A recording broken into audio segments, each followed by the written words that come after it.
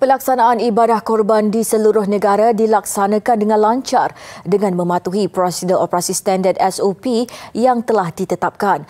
Di Selangor, walaupun suasananya kali ini amat berbeza berbanding tahun sebelumnya, namun ia tidak menjejaskan semangat untuk menunaikan ibadah itu.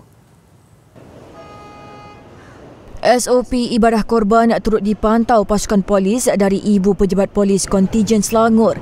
Tinjauan di dua masjid di Shah Alam mendapati petugas dan peserta mematuhi aspek penjarakan fizikal, pemakaian pelitup muka serta jumlah orang yang dibenarkan hadir. Turut diperiksa surat kebenaran melaksanakan ibadah korban yang dikeluarkan Jabatan Agama Islam. Di Masjid Al-Faizin, Taman Alam Megah Seksyen 28, seramai 40 petugas membantu melaksanakan proses berkenaan. Seterusnya, bagi peserta, kita tetapkan untuk buat akad dulu sebelum pembayaran.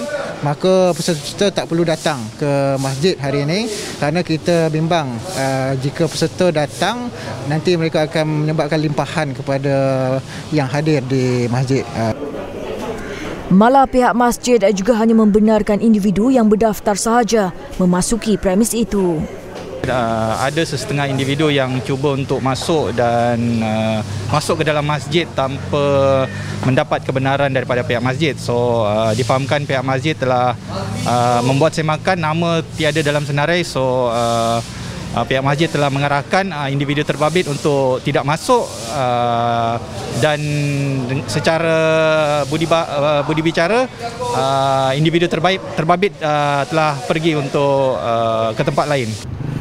Proses sama di Masjid An-Naim Jalan Kebun Seksyen 30 juga yang mengutamakan pelaksanaan ibadah itu secara sistematik. Sementara itu, di Johor, ibadah korban dilaksanakan di rumah sembelihan termasuk di Kompleks Abattoir Kempas Johor Bahru. 8 rumah sembelihan swasta yang dilesenkan, 112 premis sementara yang telah mendapat kelulusan Pejabat Kadi Daerah. Tinjauan di Kempas mendapati kompleks itu menguruskan 150 ternakan korban sehingga Isnin ini. Kalau ikutkan SOP ini satu langkah yang baik dan cepatlah. Dan kita pun ada penjarakan sosial. Dan kemudahan kat sini pun baguslah. So tak memerlukan ramai kaki tangan. Baguslah dia sembelih dekat rumah sembelih ni lah. Macam dia orang datang pun tak boleh ramai-ramai, macam satu orang punya lembu saya kasih masuk satu orang je lah yang tengok lah.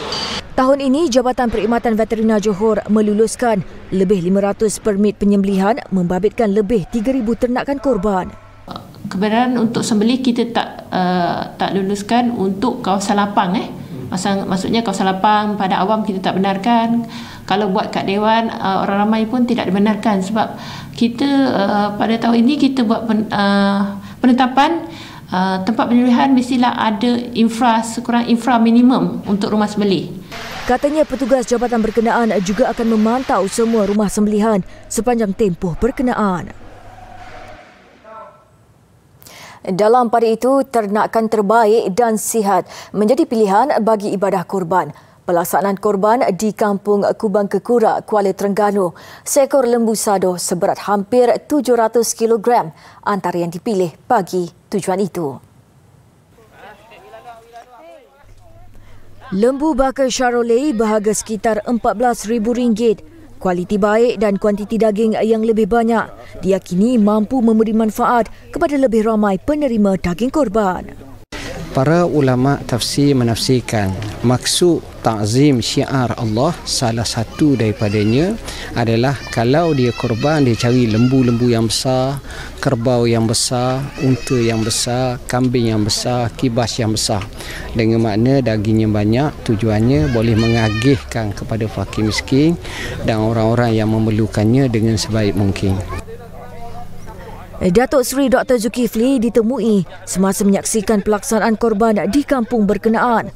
Selain lembu sado, penduduk turut mengorbankan seekor kerbau unik berwarna merah jambu serta 4 lembu berketempatan.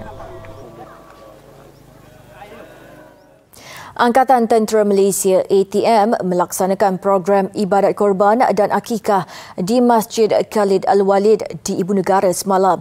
Program itu diraikan dalam suasana normal baru dan pematuhan prosedur operasi standard SOP. Sebanyak 10 ekor lembu disembelih namun tidak dilaksanakan di perkarangan masjid bagi mematuhi peraturan ditetapkan. Proses sembelihan dilakukan di premis di Sungai Buloh sebelum daging korban dibawa ke masjid untuk proses melapah dan pengagihan. Program bertujuan menyemarakkan semangat berkorban dalam menghayati syiar Islam. Ia juga tanda kesyukuran atas pemberian dan nikmat dikurniakan Allah Subhanahu Wa Taala dalam apa jua situasi ketika negara berdepan pandemik COVID-19. Menurutnya, penyerahan daging korban disempurnakan oleh Menteri Kanan Keselamatan Datuk Seri Ismail Sabri Yaakob. Hadir sama Panglima ATM Jeneral Tan Sri Effendi Buang.